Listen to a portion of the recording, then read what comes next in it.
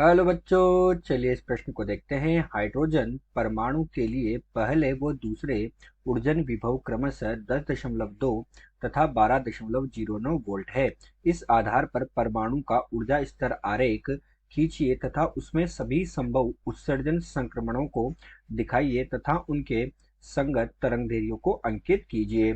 तो बच्चों, दिया गया जो प्रश्न है इसमें हमें हाइड्रोजन परमाणु के लिए पहले व दूसरे ऊर्जन विभव का मान दिया गया है और हमें क्या करना है बच्चों, उनका ऊर्जा स्तर का आरेख खींचना है तथा जिसमें जितने भी संक्रमण हो रहे हैं उन संक्रमणों को दिखाना है और साथ ही उनकी तरंगदैर्ध्य का मान भी ज्ञात करना है। तो चलिए बच्चों, सर्वप्रथम हम देखते हैं मुख्य अवधारणा। तो बच्चों, इसकी मुख्य अवधारणा समझने के लिए हम देखते हैं कि हमारे पास क्या दिया, पहले वो दूसरे ऊर्जन विभव।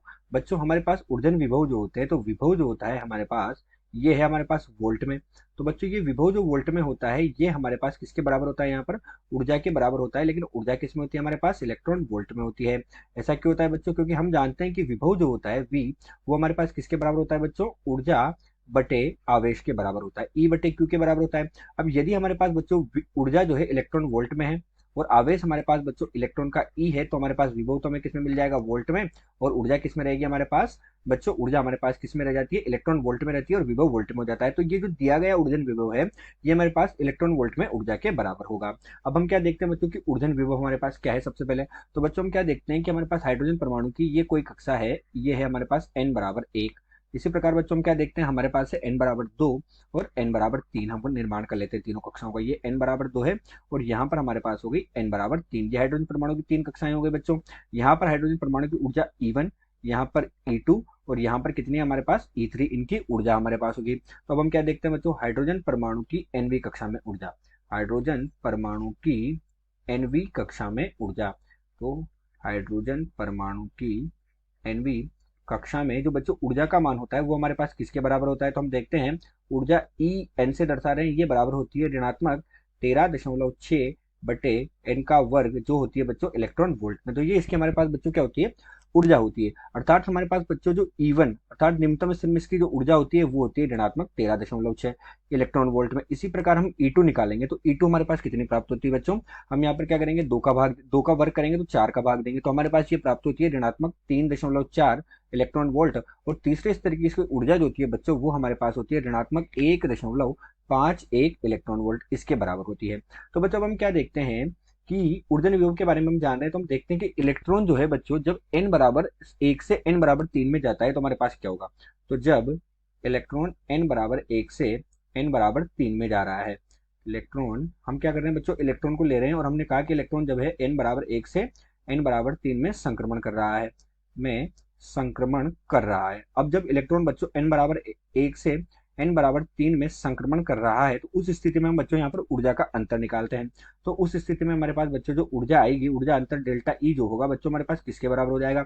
तो बच्चों एक में तो ऊर्जा है ऋणात्मक 13.6 और 3 में ऊर्जा कितनी है 1.51, अर्थात हमारे पास कितना होगा बच्चों, n बराबर 1 से किस में जा रहा है, n बराबर 3 में जा रहा है। तो ऊर्जा का अंतर हम निकालेंगे तो ये हमारे पास हो जाएगा बच्चों ऋणात्मक 1.51 और ऋण हम क्या करेंगे, हमारे पास 13.6 हम कर देंगे। तो बच्चों हमारे पास ऊर्जा का अंतर कितना प्राप्त हो जाएगा, हमें प्राप्त हो जाएगा यहाँ से ऊर्जा का अंतर 12.09 वोल्ट के बराबर। किसके बराबर प्राप्त होगा बच्चों, 12.09 इलेक्ट्रॉन वोल्ट के बराबर। तो जब बच्चों कहाँ से कहाँ जा रहा है, n बराबर 1 से इलेक्ट्रॉन n बराबर 3 में गया तो ऊर्जा का अंतर हमारे पास कितना हो गया बच्चों, 1.51 में से हमने इसको घटाया तो 12.09। तो ये किसके बराबर आया बच्चों, 12.09 इलेक्ट्रॉन वोल्ट तो ऊर्जा हुई और 12.09 हमारे पास बच्चों ये ऊर्जन विभव हुआ। तो बच्चों 12.09 ऊर्जन विभव का क्या मतलब है, इलेक्ट्रॉन संक्रमण कर रहा है कहाँ से बच्चों, n बराबर 1 और n बराबर 3 के बीच में।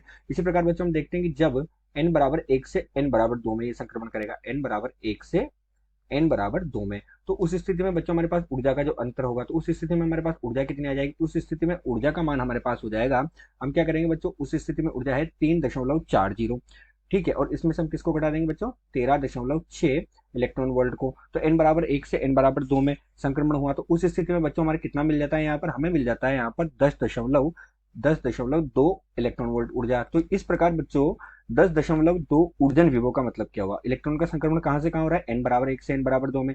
तथा 12.09 का मतलब क्या हुआ बच्चों, संक्रमण कहाँ से कहाँ हो रहा है, n बराबर 1 से n बराबर 3 में। तथा हमारे पास जो बच्चों तरंग दैर्ध्य होती है तो उसका सूत्र होता है 1 बटे लेमडा बराबर हमारे पास होता है r गुणा जेड का वर्ग और हमारे पास क्या होता है बच्चों 1/n1 का वर्ग ऋण हमारे पास होता है 1/n2 का वर्ग, ये हमारे पास होता है। जहां r हमारे पास ऋणवर्ग नियतांक होता है जिसका मान कितना होता है 1.097 गुणे 10 की घात 7 मीटर की घात 1 यानी कि प्रति मीटर होता है। तो ये ऋणवर्ग नियतांक होता है। जेड हमारे पास क्या है परमाणु क्रमांक हो जाएगा। तो हाइड्रोजन परमाणु की बात करेंगे तो ये कितना हो जाएगा 1 हो जाएगा। तो जेड हमारे पास परमाणु क्रमांक हो जाएगा। n1 क्या होगा बच्चों यहाँ पर निम्न कक्षा हो जाएगी। तो n1 हमारे पास हो गई निम्न कक्षा और n2 हमारे पास क्या हो जाएगी यहाँ पर उच्च कक्षा हो जाएगी। तो n2 हो गई हमारे पास उच्च कक्षा। यही बच्चों इस प्रश्न की मुख्य अवधारणा है। तो चलिए अब हम इस प्रश्न को हल करते हैं। तो प्रश्न का अब हम क्या करेंगे बच्चों हल करेंगे। अब हल में हमसे क्या कहा कि हमें इसका क्या करना है ऊर्जा आरेख बनाना है। तो बच्चों ऊर्जा आरेख बनाते थे जो हमें ऊर्जन विभव दिया उसके लिए। तो ये तो हमारे पास हो गया n=1, हम लेते हैं n=2 और हमने लिया बच्चों यहाँ पर n=3। तो n=1 हो गया, n=2 हो गया, n=3 हो गया।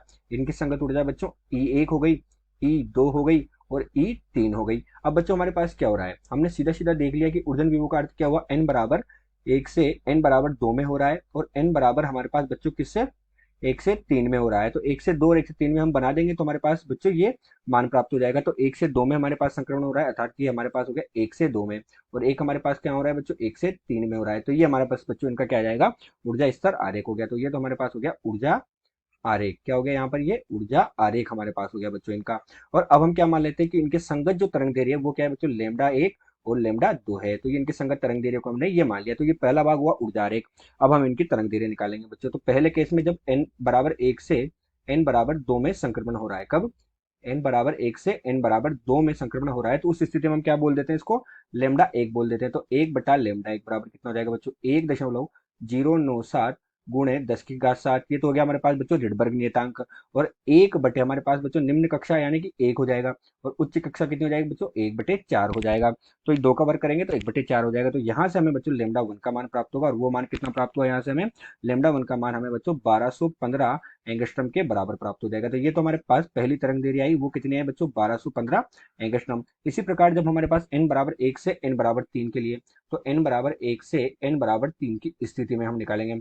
तो उस स्थिति में हमारे पास कितना आ जाएगा 1/λ2 ये कितना हो जाएगा 1.097 गुणे हमारे पास हो जाएगा 10 की घात 7 और यहाँ पर बच्चों 1/1 और ऋण 1/9 क्योंकि निम्न कक्षा तो n=1 और उच्च कक्षा 3 हो जाएगी बच्चों। तो इसे हल करेंगे तो हमें तरंग दैर्घ्य का मान कितना प्राप्त हो जाएगा 1023 एंगस्ट्रॉम के बराबर। कितनी 1023 एंगस्ट्रॉम के बराबर प्राप्त हो जाएगा। तो ये हमने दोनों की तरंग दैर्घ्य के मान निकालिए संगत और ऊर्जा आरेख का चित्र यहाँ पर बना दिया है। आशा करते हैं दिया हुआ प्रश्न आपको समझ आया होगा। धन्यवाद।